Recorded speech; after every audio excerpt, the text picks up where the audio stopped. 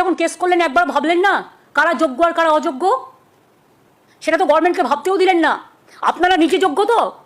ভারতবর্ষে কোনোদিন 26,000 লোকের চাকরি জানি প্রচুর বাঁচানোর চেষ্টা হয়েছে, প্রচুর সুযোগ রাজ্য সরকার এবং স্কুল সার্ভিস কমিশনকে দেওয়া হয়েছে।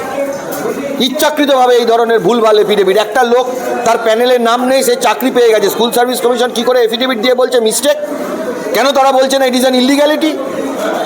একটার পর একটা শুধু মিস্টেক আর মিস্টেক আর মিস্টেক আর মিস্টেক। মিস্টেক কটা হতে পারে, ভুল কটা হতে পারে? জানতে পেরেছে যে পশ্চিমবাংলাতে সাদা খাতা জমা দিয়ে চাকরি হয়। কলকাতা হাইকোর্ট ছিল বলে জানতে পেরেছে যে মন্ত্রীর মেয়ে পরীক্ষা না দিয়েও টাকা দিয়ে চাকরি পেয়ে যেতে পারে।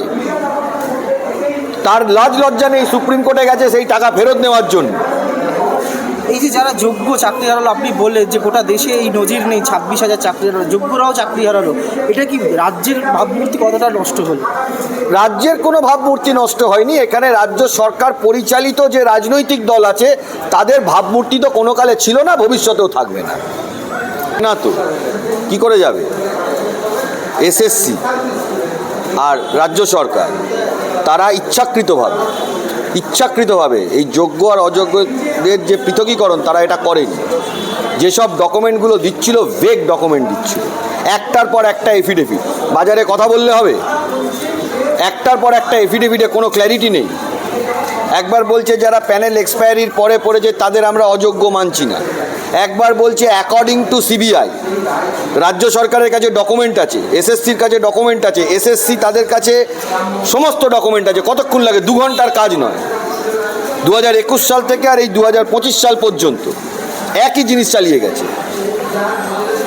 হাইকোর্ট আপনারা যদি হাইকোর্টের অর্ডার দেখেন, প্রত্যেক দিন হাইকোর্টের বিচারপতিরা জাস্টিস দেবাংশু বসাক এবং জাস্টিস সাব্বার রশিদি বারবার প্রশ্ন করেছে যে আপনারা পৃথকীকরণ দিন। সেখানে বলেছে possibilities of further illegalities exist. School service commission বলেছে, রাজ্য সরকার অন রেকর্ড একটা কথা বলেছে,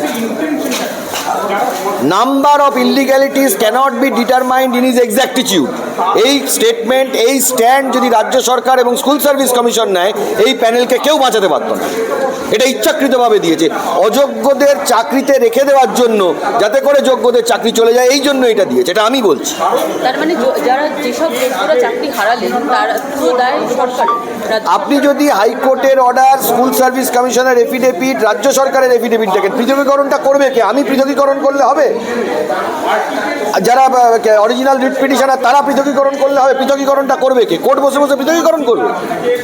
এইসব অযৌক্তিক কথা, বাজারি কথাবার্তা রাজ্য সরকারের নেতৃত্বে যারা রয়েছেন তারা বলে গেছেন। অথচ কোর্টের কাছে স্পেসিফিক এফিডেভিট যেখানে পাবলিশ করলো না কেন?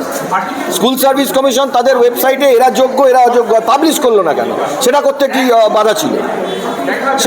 কি বাধা ছিল? আজও করছে না কেন?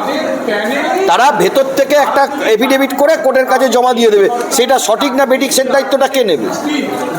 অযোগ্যদের বাঁচাতেই যেটা আগামীকালও শুনানি রয়েছে সুপার নিউমেরিক পোস্ট, সেটা দিয়ে আবার সিবিআই দেবে কিনা সেটাকেও তদন্ত। অবশ্যই কালকে আমাদের দাবি থাকবে সুপার নিউমেরিক পোস্টে সিবিআই তদন্ত শুধু নয়, এর সাথে যারা যারা দোষী প্রয়োজনে হাইয়েস্ট লেভেল পর্যন্ত এখানে অ্যারেস্ট করাতে হবে।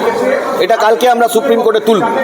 আর একটা যেটা বলেছে যে যেটা দেবাংশু বসাক ডিভিশন ম্যাজিস্ট্রেট বলেছিল যে যারা অযোগ্য টেন্টেড যারা তাদের বেতন ফেরত দিতে হবে উইথ ইন্টারেস্ট। যেটা সেক্ষেত্রে কি যদি তারা আমি যতদূর মামলাটা সকালবেলা রায় দেওয়ার সময় শুনেছি, অর্ডারের কপি এখনো হাতে পাইনি, যতটুকু শুনেছি তাতে টেন্টেডদের বেতন ফেরত দেওয়ার কথা বলেছে। আরেকটা কথা বলেছে, হাউএভার যারা যারা অলরেডি চাকরিতে ঢুকে গেছে তাদের ফেরত দিতে হবে না। এই হাউএভার অলরেডি চাকরি যারা ঢুকে গেছে তাদেরকে সুপ্রিম কোর্ট, আমার মতে যতটুকু শুনেছি কনফার্ম না, সেটা হচ্ছিল যারা জেনুইন ক্যান্ডিডেট তাদের ক্ষেত্রে। এটা অর্ডারটা হাতে আসলে আমরা পুরোটা দেখে তারপর ক্লিয়ার বলতে পারবো।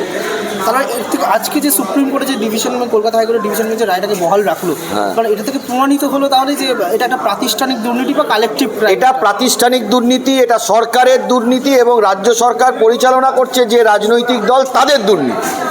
ভারতবর্ষে কোনোদিন 26,000 লোকের চাকরি জানি প্রচুর বাঁচানোর চেষ্টা হয়েছে, প্রচুর সুযোগ রাজ্য সরকার এবং স্কুল সার্ভিস কমিশনকে দেওয়া হয়েছে।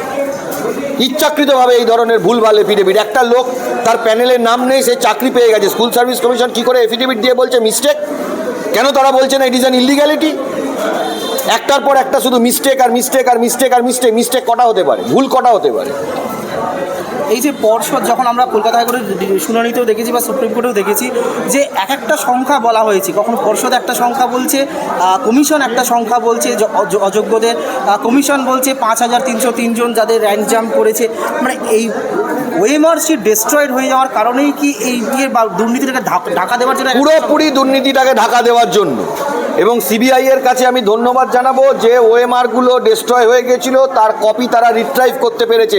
তাই জন্য মানুষ জানতে পেরেছে যে পশ্চিমবাংলাতে সাদা খাতা জমা দিয়ে চাকরি হয়। কলকাতা হাইকোর্ট ছিল বলে জানতে পেরেছে যে মন্ত্রীর মেয়ে পরীক্ষা না দিয়েও টাকা দিয়ে চাকরি পেয়ে যেতে পারে। তার লাজ লজ্জা নেই, সুপ্রিম কোর্টে গেছে সেই টাকা ফেরত নেওয়ার জন্য। এই যে যারা যোগ্য চাকরি হারালো, আপনি বললেন যে গোটা দেশে এই নজির নেই, 26,000 চাকরি হারালো, যোগ্যরাও চাকরি হারালো, এটা কি রাজ্যের ভাবমূর্তি কতটা নষ্ট হলো?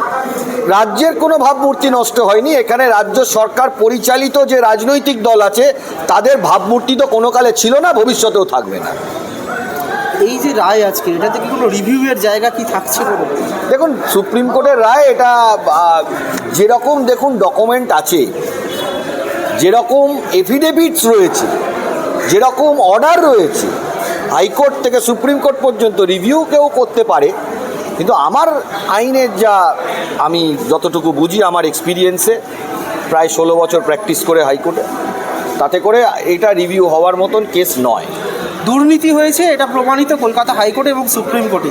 যারা দুর্নীতির মাথা, যেটা বারবার বলা হচ্ছে প্রভাবশালী তত্ত্বের, এবার তাদের কি তাহলে সাজা পাওয়াটা সহজ হলো? দেখুন, আমি প্রথমে একটা কথা বলেছি, সিবিআই খুব ভালো তদন্ত করেছে, নাহলে ওএমআর রিট্রাইভ হতো না বা পার্থ চট্টোপাধ্যায় 50 কোটি টাকা নিয়ে ওনার বান্ধবী ধরা পড়তো না।